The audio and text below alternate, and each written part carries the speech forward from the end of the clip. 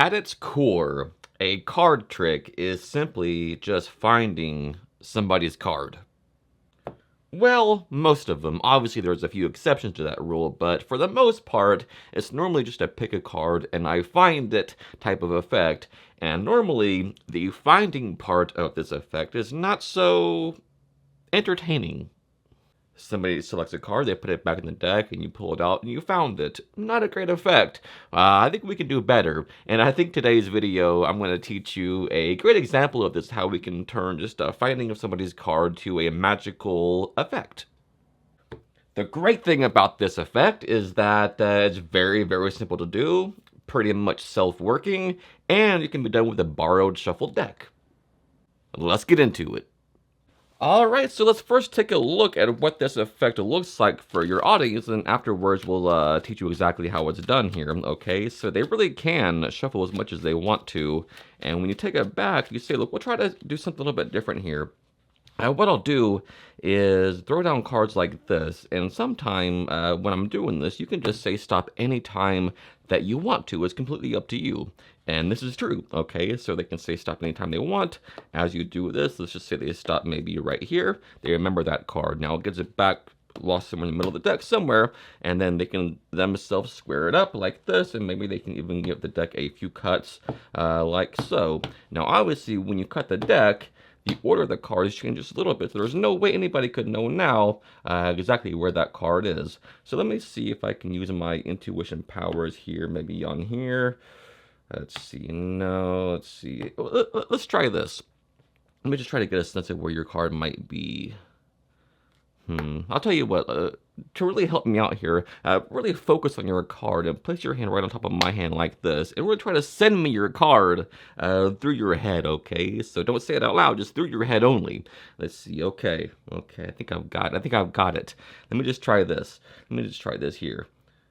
Try to sense where your card is here. Let's see, no, it's not in this group.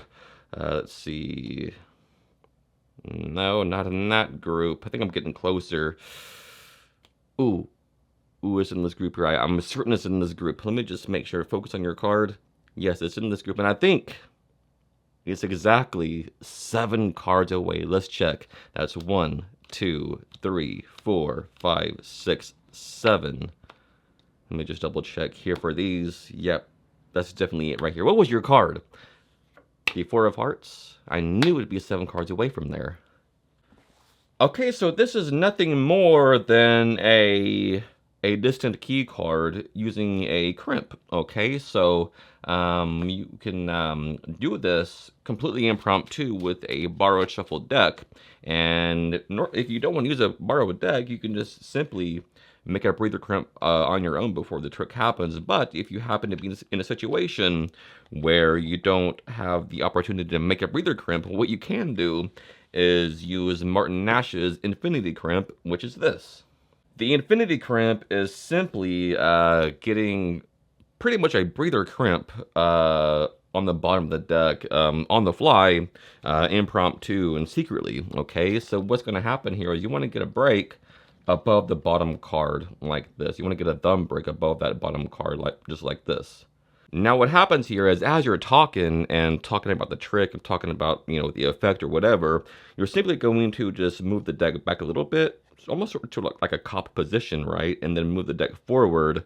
Thus, you are pretty much copying that bottom card at this point. And I'll turn this away so you can see exactly what I'm doing here for this Infinity Crimp. Now, what's going to happen is as you're sort of, you know, squaring the deck, and this is a good idea too, to sort of like have a reason to square the deck. You can square the deck like this as you close up, get a break on that bottom card. And in the action of sort of squaring up the deck, you're in that position, right? So it's simply, again, just spreading through, catching a break above the bottom part as you close up like this. Now, since the deck is messy anyway, you simply just move the deck back to that cop position, right? And then forward in the squaring action, and that's exposed view like this. That's all it is. Now, at this point, what's going to happen is the card is pretty much in your palm, just like this, right? So you're going to use the tip of your thumb here, the thumb that's holding the deck, and simply, without the deck, I'll show you, you're simply going to push down with the tip of your thumb on the center of that card like this, thus crimping, putting a bend in that card. But from the front, I'm doing it right now. It's completely invisible. So that's all it is. So you just do this, get it in a position to show you here. Here we go. And now you just do this, boom, and you're just pushing down on the center of that card like this. But from the front, you know, necktie like this, they can't see what's happening. It just looks like you're squaring the deck. But that bottom card is now crimped, and you can proceed with the effect. The amount of pressure you want to put on that card to crimp it is you really want to push down quite hard. You just want to make sure you bend the card like so, all right, right in the center of the card with your tip of your thumb there like this. Okay, so it bends. Now the bottom card is crimped. Now you say, look, depending on the number that you want to produce the card at, you do one less of that number. And that performance, I did 7. So in my demonstration, I say, look, in a minute, I'm going to do this. I'm going to throw down cards. You're going to say stop anytime you want to. So I've done 6 cards here with my demonstration. And then after these 6 cards for my demo, so you can stop anytime you want to. And then just throw the rest of the deck on top. And then everything looks messy. But what I've done here is I've put 6 cards below that breather crimp, okay? Now you square it up, and then now you do it for real. You say, look, anytime you want to, just say stop.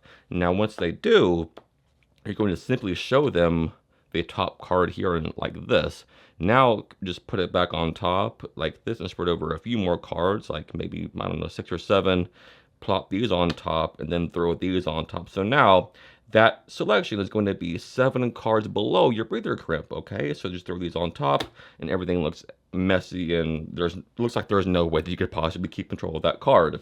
Okay, so now you can have them square the deck up like this and give the deck a few cuts, all right? So it doesn't matter how many cuts you give it, it's not going to disturb the relation between the crimp and the selection. It's always going to be 7 away. All right, so they can cut as much time as they want to, but I just recommend doing it twice because the first cut displaces it and then the second cut puts it about where it was to begin with if they cut in the center. All right, so now you're ready to begin. Now what's going to happen here is after they do their cuts, you want to gauge about where that crimp is, and you can do that by simply just picking up the deck and sort of just like rubbing your thumb across like this. So you can see what happens here.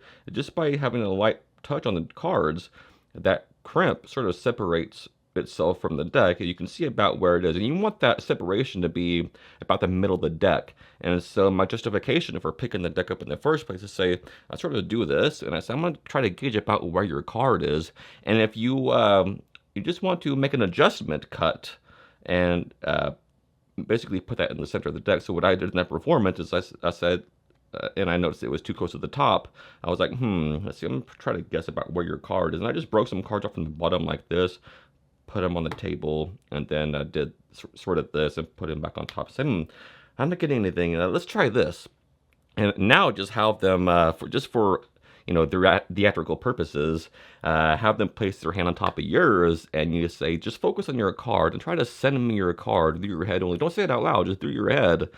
And then say, oh, I've got it. Now, all you do here is simply pick up some cards that's above the crimp. Maybe, I don't know, 5 or 6 cards like this, and say, I don't think it's in here. Let me check again. Now just simply cut at the crimp, and when you cut at the crimp, it's going to pick up all the cards, including the crimp. And now, right here, their card is going to be 7 cards away. Okay, so you do this again after the crimp pickup and say, not in here. Now on the third one, you pick it up, more than 7 cards, obviously. Pick them up and say, ooh, I feel like your card is in here. In fact, focus on your card again. It's exactly 7 cards away, or whatever your number is that you did for your demo with, right? Now you say, let's check. That's 1, 2, 3, 4, 5, 6, 7. Put that card there. Let me just double check these. Let me double check these. And then slap everything on top so everything is nice and neat. And then ask them what their card is. They say 7 of spades. And you're good to go. And that's the trick. Let me run through that procedure one more time with the whole selection and the placement again for you, just in case you need some reassurance here. So again, crimp is on the bottom of the deck, ready to go. After they shuffle, you get your infinity crimp like this as you square up the deck. Now say, I just always do 7 because it's easy. So it's 3 and 3, right? And you say, as I do this, you just say stop anytime. And once you do, that'll be your card. Boom. So now the crimp has 7 cards up from the deck. And you pick it up and you start going like this, just a few at a time until they say stop. Once they do, show them the card. Boom, 2 of clubs.